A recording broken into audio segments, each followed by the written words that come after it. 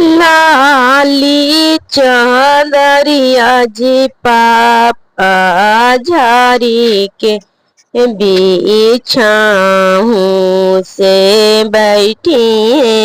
सजना माँ के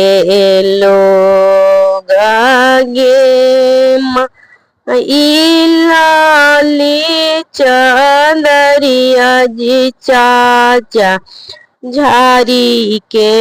बिछाऊं से बैठी है साजना माँ के लो गे माँ हे कहोरे बैठे पापा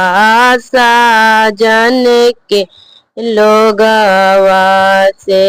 दूसरे ओरे बैठे नहीं हरलो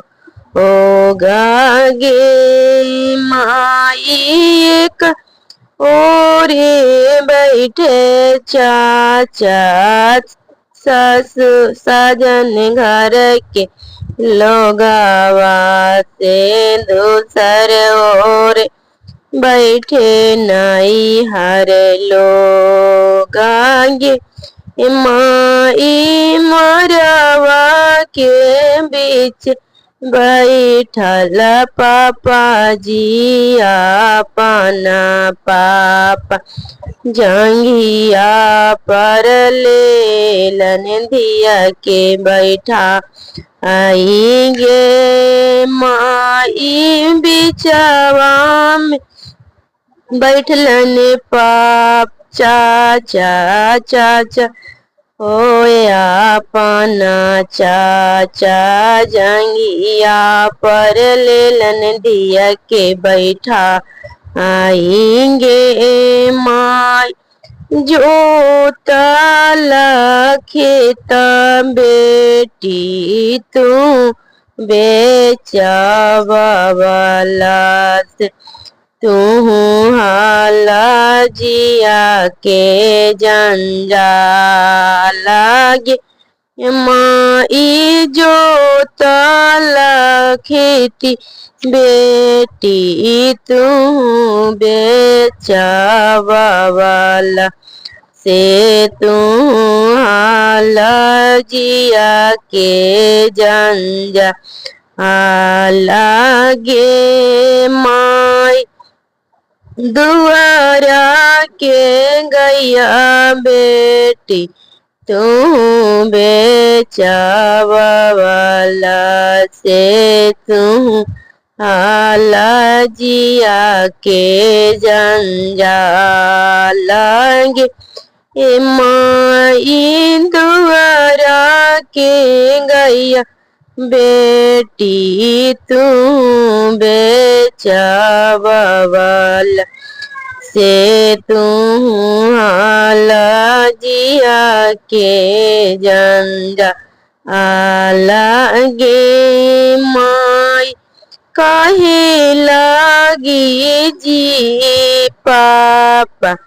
दिया जाला मावाला से काहे लागी कैला विवाह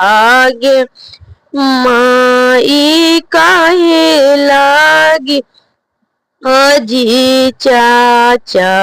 दिया जा माएला से काहेला गी कैला विवाह माई बहिया पकड़ी पापा कुआं डाली देता से छूटी जाए तो जिया के जंजा लगे माई ई बहिया पकड़ी चाचा कुआं डाली दिया तज